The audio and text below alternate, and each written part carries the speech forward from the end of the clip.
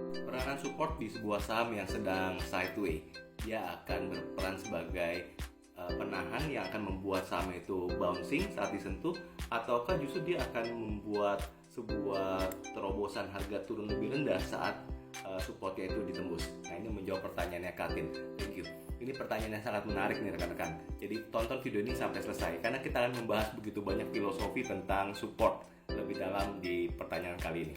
Ya, rekan-rekan, hampir semua orang, hampir semua trader saat masuk ke sebuah saham bicara support selalu menganalogikan bahwa support itu adalah support kuat yang akan membuat harganya akan bouncing. Apa maksudnya gitu ya?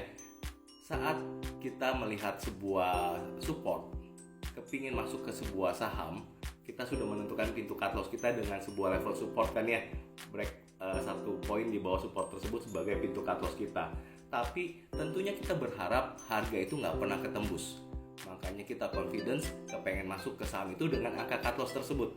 Karena sekali lagi asumsinya adalah support itu cukup kuat dan tidak akan ketembus. Makanya kita memberanikan diri untuk mencoba entry ke dalam saham tersebut. Betul ya? Tapi jangan lupa rekan-rekan, seorang trader yang profesional, seorang trader yang sudah sangat paham tentang pintu cut loss, selain dia berasumsi bahwa itu tidak akan ketembus, sebenarnya kita sudah harus siap dengan resiko terburuk. Kalau angka itu kejemput, maka kita akan keluar. Betul ya? Nah, kalau pertanyaannya adalah support itu di saham sideways berperan sebagai harga yang akan bouncing, yang berperan sebagai pemantul harga untuk naik lebih tinggi, atau yang akan drop. Nah, sebagian besar mungkin 90% saham, kabar baiknya ya, berperan sebagai pemantul harga, rekan-rekan. Saya bisa jumpai hampir sebagian besar saham, di saham yang flat gitu ya, saat harganya turun dekat support, hampir sebagian besar, sekali lagi saya tekankan sebagian besar, akan membuat harganya mantul naik lebih tinggi. Itu kabar baiknya. Tapi saya juga punya kabar buruk, yaitu apa?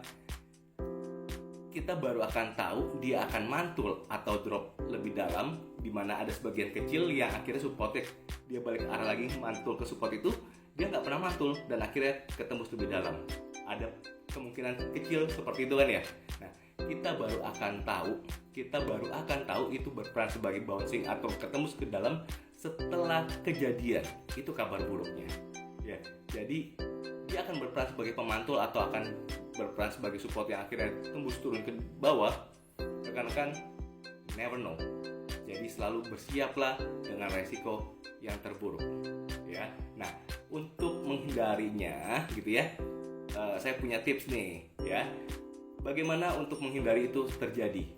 Setidaknya pastikan saham yang kita pilih, saham yang flatnya itu bukan ranging and quiet, rekan-rekan.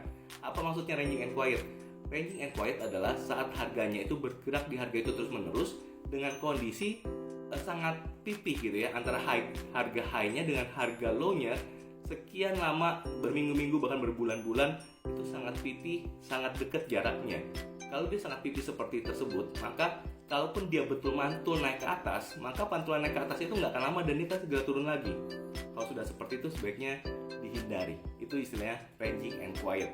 Jadi selain bicara supportnya kuat di mana, kita tahu kita juga harus bantu konfirmasi dengan tren sahamnya. Sideways itu sideways seperti apa? Sekali lagi, kalau ranging and quiet sebaiknya dihindari, Katin dan rekan-rekan lainnya. Terus pilih flatnya seperti apa? Pilih flatnya yang jangan ranging and quiet. Jadi ada space cukup lebar antara harga high dengan harga low-nya. Kalau harga high dan harga low-nya sekian lama nih, sekian minggu atau sekian bulan dia cukup jauh jaraknya, maka dekat-dekat bottom gitu ya, dekat-dekat support, kita lakukan pembelian gitu ya. Tentunya sekali lagi ya, jangan saat drop dekat support langsung beli, tapi biarkan dia mengalami perbalikan arah penguatan terlebih dahulu. Mungkin selisih 1 hari gitu ya, ada penguatan, maka break high candle tersebut kita lakukan pembelian, atau biarkan dia beberapa hari istirahat di sana sehingga akan ada resistance baru terbentuk, baru lakukan pembelian. Seperti itu ya. Tapi kalau jaraknya jauh, ini menjadi menarik. Kenapa? Karena ada risk reward yang menarik, di mana resikonya kita bisa ukur lebih kecil dibandingkan peluang rewardnya. Ada space kekuatan perbalikan arah naik yang menarik untuk di entry, gitu ya rekan-rekan ya. Jadi sekali lagi, sideways ada 2 versi. versi sideway yang ranging and quiet yang PP sebaiknya kita hindari, dan sideway yang volatile di mana harga high dan low-nya lumayan agak jauh sehingga ada space kemungkinan perbalikan arah yang bisa kita ambil cukup baik. Seperti itu ya Katin. Semoga bisa membantu menjawab, dan kalau ada pertanyaan lain jangan sungkan ketikkan pertanyaannya. Nanti kita akan membahas di VT berikutnya. Semoga menjawab.